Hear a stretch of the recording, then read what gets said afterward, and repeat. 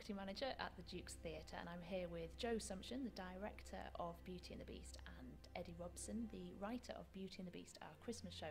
We're here in the round where the Christmas show is going to be performed, and we're going to chat about what we know about the Christmas show so far. So maybe we could start off with, in terms of the audiences that are coming when we're sitting here next Christmas, what are they going to feel? What's the experience going to be like for our audiences? Do you know that yet? Yeah, well, I think we know. I would say they're going to feel genuinely excited. At times they'll be amazed, they'll be thrilled, they'll be intrigued.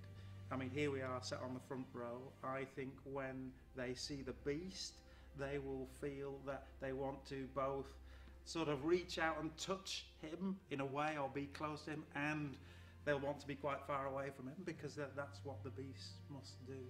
Yeah.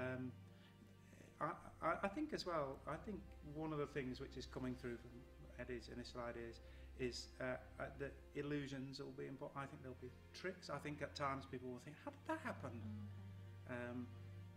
And I know that they'll laugh. They'll definitely laugh. Anyway, that's what I think. Okay.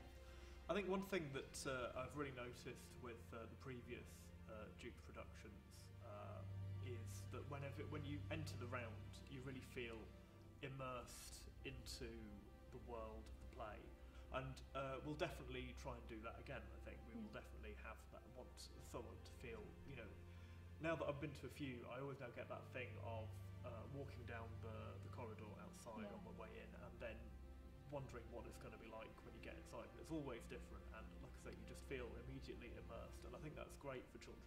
You feel part of the action. Yes, so what's in it for the parents, and what's in it for the teachers who are sitting through this as well? Well, that as well. So, okay, so this is how theatre works in this space, really good theatre, is that we are all encouraged to put ourselves in the shoes of the central characters. So we can all be Beauty, and we can all be the Beast to some extent, because we will be in here with them, and we'll be imagining and going on an emotional journey with them. For adults, or for older young people, but also one of the things that's in it then is that our aspiration is just to make an absolutely fantastic theatrical experience. So if anybody who likes good theatre should find a lot in here. We aim to tell the story brilliantly well. We aim to engage people emotionally. We challenge people. I hope we will wow them. Our aim is to make an absolutely brilliant show that people will remember for many, many years to come. Definitely adults, of course kids, but definitely adults. And I thought the previous ones have all come up with little twists on how the story works, and I've been working on that with Beauty and the Beast, just in the early stages of working that out. But I just spend a lot of time sitting at it, looking at it, and thinking, you know, what is there in this that I would like to do just a little bit differently, just to change just how it speaks to people, and give people an angle on it that they hopefully won't have seen or thought of before. What there is in our show is it's not a pantomime, so it's not, you know, the traditional audience participation. But that said, actually there is a lot of participation in these shows. I think that when it works best for our shows anyway, it's because people get involved because they can't stop themselves. They just feel that they want to say, or they want to, or they want to clap along, or they want to interact or sing along, which has happened. Okay. But what we never do is tell people when to do it.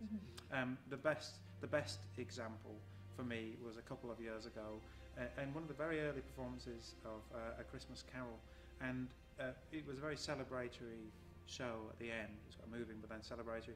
And here we are on the downstairs bit of the round, and at the end it was a schools performance, and all of the downstairs, that's about 150 people, at the end all got up and started dancing with the characters. And for me, that is really great audience participation. We didn't tell them to, they just couldn't stop. Why did you choose Beauty and the Beast for this year's Christmas show, Joe or Eddie? Well, I came up with the title. I think it's a brilliant story. For me, of all of the fairy tales, Beauty and the Beast is, I suppose it's iconic. laconic, it's so rich, it's full of love, fantastic characters. It's a real adventure story. I think it's really exciting. So that's why I really wanted to do it for the Dukes. I really wanted Eddie to write it, and so I went to him to see if we could persuade him to do so. And thinking about the Beast, what can our audiences expect from the Beast? How far have we got with that so far?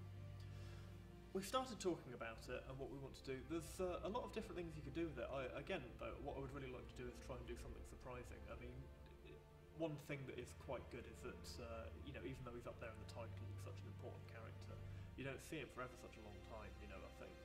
And so you've got a chance to really build up what people are going to expect, and then, we'd like to do something that's a bit different from what people have seen before, and maybe give people something that is not what they expect. It's also a story about Beauty's father, but then Beauty's journey through the forest and into the Beast's castle, which will be populated with all kinds of other characters, some more magical, some illusionary, probably some animal characters, I should think.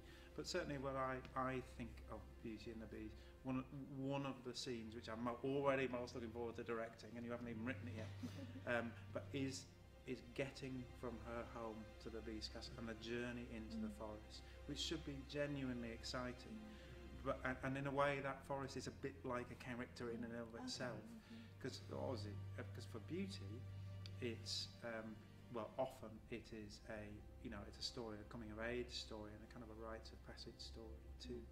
And for her leaving home and going into this dark, scary, but also magical world, which is a bit like going into the world of growing up, going into the world from being a child to being an adult. That's a lot of what is going on in Beauty and the Beast. Fantastic, I'm looking forward to it.